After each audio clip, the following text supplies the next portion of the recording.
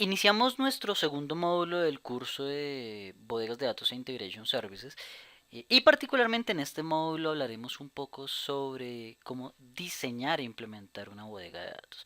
En los próximos videos aprenderemos algunos conceptos básicos de la metodología de Ralph Kimball, que como tal son las bases sobre las cuales se mueve el diseño de modelos dimensionales y de bodegas de datos con SQL Server.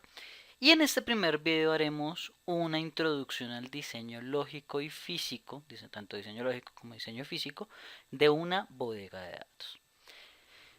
Esto que ustedes observan acá es una introducción al modelo de datos dimensional o un modelamiento dimensional que es totalmente diferente a lo que se persigue con una solución de transaccional, en donde yo tengo en mi sistema transaccional, yo tendría el día a día de la operación de mi organización, tengo mis sistemas operacionales, pero en un sistema dimensional ya los conceptos cambian totalmente.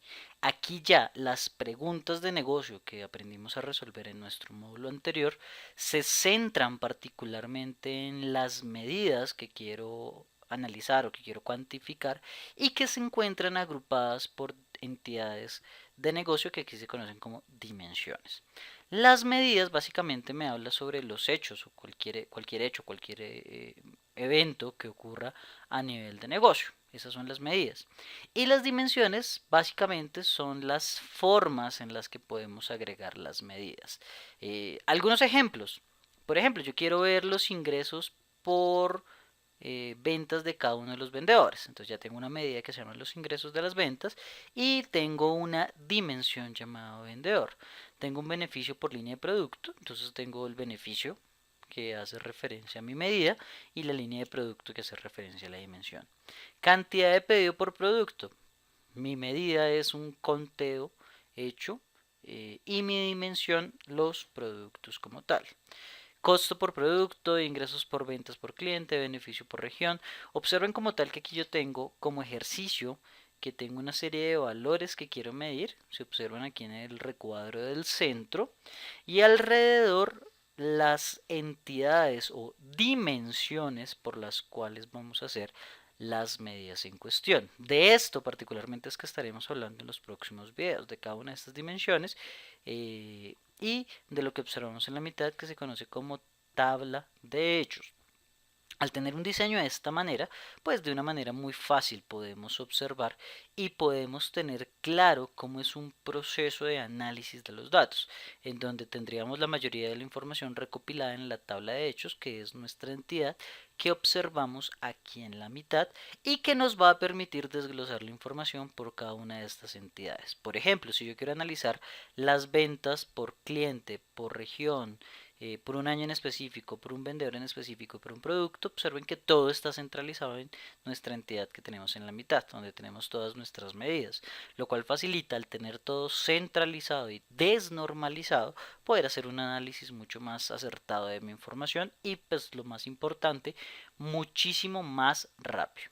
Pero bueno, hablemos también un poco sobre la ubicación física de los datos. Estos datos o esta información que tenemos acá hay que ubicarla de alguna manera. Ya a nivel físico, a nivel de base de datos, vale la pena que los datos se puedan distribuir a través de múltiples dispositivos físicos de almacenamiento. Puede ser, por ejemplo, una combinación de grupos de archivos y de almacenamiento en un RAID como tal, un RAID que sea de redundancia de datos, para que nos facilite en caso de pérdida de datos, pues tener una recuperación rápida de los mismos. Toda base de datos tiene tanto archivos de datos como archivos de transacciones. La buena práctica en estos casos es separar los archivos de datos en una unidad de almacenamiento aparte y los archivos de transacciones en otra unidad de almacenamiento totalmente independiente de la primera. Eh, Vale la pena resaltar que estos archivos de datos y transacciones tienen que estar totalmente independientes de la unidad donde se encuentra el sistema operativo y SQL Server instalado y de la unidad donde se estén realizando los backups de la base de datos. Asigne el espacio previamente y pues en lo posible desactivar la ampliación automática de los archivos de datos y de datos como tal para evitar la fragmentación del archivo. Entonces se estima todo el crecimiento que podríamos llegar a tener, no sé, en 1 o 2 años, se reserva todo ese espacio, se crean los archivos con ese tamaño como tal y evitamos así la fragmentación de los archivos de datos. ¿Cómo es el manejo del indexamiento en una base de datos dimensional o en una bodega de datos? Hay que crear índices en la tabla de dimensiones. ¿Cómo se crean estos índices? Primero, hay que crear un índice en la llave primaria de la tabla y este índice va a ser un índice non-cluster o no agrupado. Observen que el concepto es diferente al sistema transaccional. En el sistema transaccional la llave primaria es un índice cluster. Aquí no, aquí la llave primaria es un índice non-cluster. Luego me dice cree un índice de llave de negocio cluster. Más adelante detallaremos un poquito más cuál es la llave de negocio y cuál es la diferencia entre una llave de negocio y una llave primaria, pero por ahora nos vamos a quedar con la idea que vamos a crear un índice sobre la llave de negocio que sea de tipo cluster. Y además cree índices non-cluster o no agrupados en las columnas donde se hagan búsquedas frecuentes. Si yo tengo una dimensión cliente y típicamente consulto, no sé, por la ciudad del cliente, entonces creo un índice sobre la columna ciudad para que las búsquedas se realicen mucho más rápido. Eso en cuanto a las tablas de dimensiones.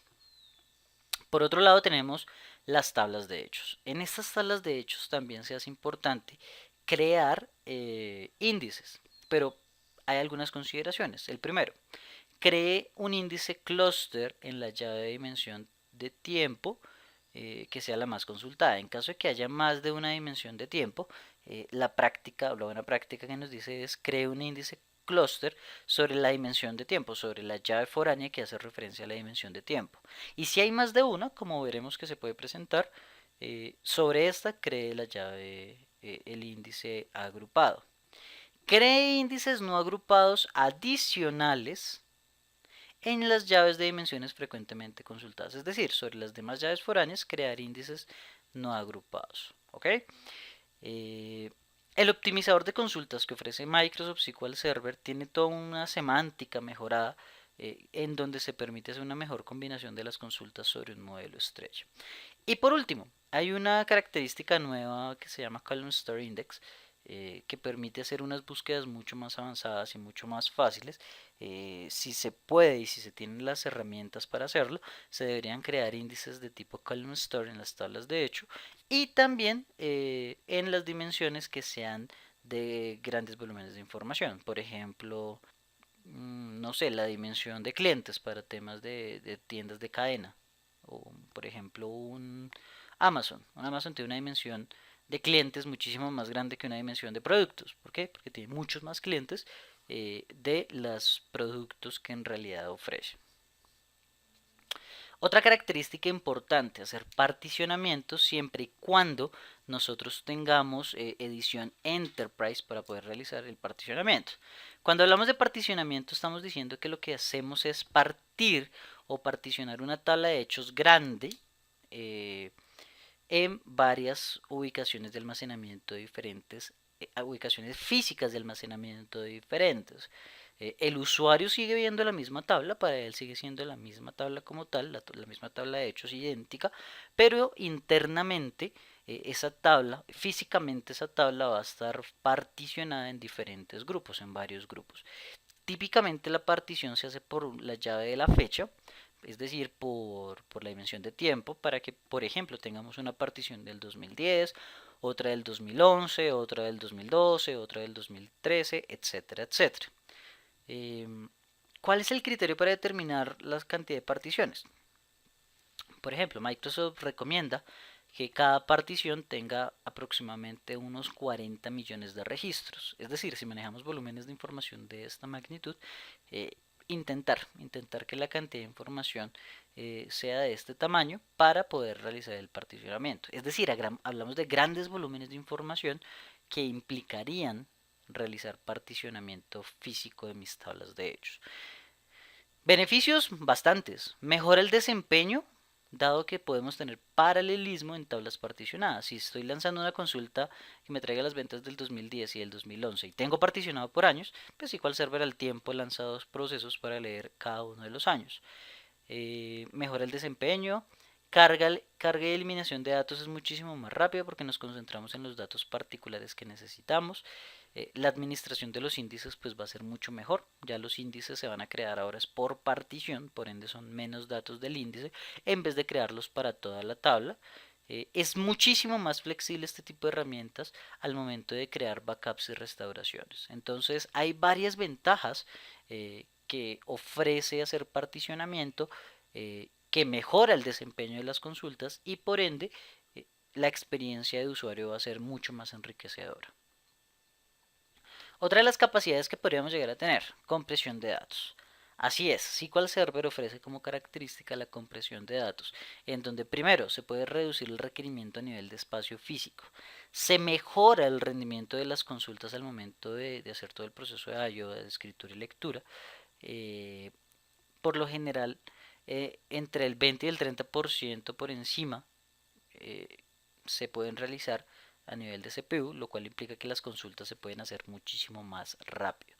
Se pueden hacer dos tipos de compresiones o de dos maneras, compresión de fila o compresión de página. Ya esto va dependiendo las capacidades que se tengan en el ambiente. SQL Server determina cuál es la mejor forma de comprimir, cuál comprime más, dependiendo de la longitud fija de las columnas, la longitud variable, la redundancia en los datos en una página, etcétera, etcétera. Pero ya es SQL Server quien determina y les dice, oiga, usted esta tabla la puede comprimir por fila, o esta, más bien comprímala por página que tiene una mayor capacidad de compresión. Dicha compresión de datos se puede habilitar bien sea a nivel de tabla, bien sea a nivel de índice o a nivel de partición. Bueno, muy bien, hagamos una pequeña demostración ya para empezar a meternos en el tema de las bodegas de datos. Les voy a mostrar como tal una pequeña bodega de datos. Aquí ya estoy conectado a mi SQL Server 2014 y dentro de las bases de datos tengo una base de datos llamada AdventureWorks Data Warehouse 2014.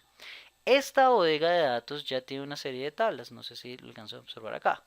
Las que comiencen con dim son dimensiones, las que comiencen con fac son tablas de hechos. Entonces ya tenemos un sinfín de tablas acá que nos podrían servir para lo que perseguimos. Voy a crear un diagrama a nivel de base de datos. Permítanme hago un pequeño cambio en esta bodega de datos como tal para cambiar el dueño de la base de datos. Ok. Y vamos a crear un diagrama de base de datos. Entonces, ya hay unos diagramas aquí creados. Por ejemplo, este que se llama Internet Cell. Vamos a abrirlo a ver qué tiene como tal este diagrama en sí. Este es un pequeño ejemplo de un sistema que se llama Estrella que detallaremos más adelante. Pero, perdón, este se llama Copo de Nieve que estaremos detallando más adelante. Pero lo que me interesa de este modelo es que observen lo siguiente. Tenemos una entidad en la mitad llamada FAQ Internet Sales o ventas por internet, los hechos de ventas por internet, y alrededor tenemos una serie de dimensiones, dimensión de tiempo, dimensión promoción, dimensión moneda, cliente, geografía, team sales territory. Observen que hay una gran cantidad de entidades relacionadas alrededor. ¿Qué quiere decir eso? Que en la tabla de la mitad tengo todo lo que quiero medir, todo lo que es cuantificable, todo lo que es medible. Por ejemplo, las ventas por internet. Esas ventas por internet yo las puedo desglosar según el modelo entidad-relación de los que conocemos típicamente. Podríamos navegarlo por alguna promoción en específico, por alguna fecha en específico, algún cliente particular. En este modelo, si observan, tengo una relación uno a muchos. ¿Qué implica esta relación uno a muchos? Que donde está el muchos tenemos la llave foránea y donde está el uno tenemos la llave primaria. Por ejemplo, la relación entre promoción y FAQ Internet Sales quiere decir que una promoción podría estar en múltiples hechos de ventas por Internet, pero un hecho de ventas por Internet está relacionado solamente a una promoción. Ese es el concepto que tendríamos. Lo cual rápidamente nos da a entender y nos podría desglosar que en esta tabla de hechos tenemos las llaves primarias de todas las tablas que se encuentran alrededor. Vamos a darle un vistazo un poquito más cercano. Y aquí tenemos el ID del producto, las fechas, el ID del cliente, la promoción, la moneda, el territorio de ventas, etcétera, etcétera, etcétera. Bueno, pero de estos temas los estaremos profundizando en nuestros próximos videos. Así pues, damos por terminado este primer video de nuestro segundo módulo. Nos vemos en un próximo video. Muchas gracias.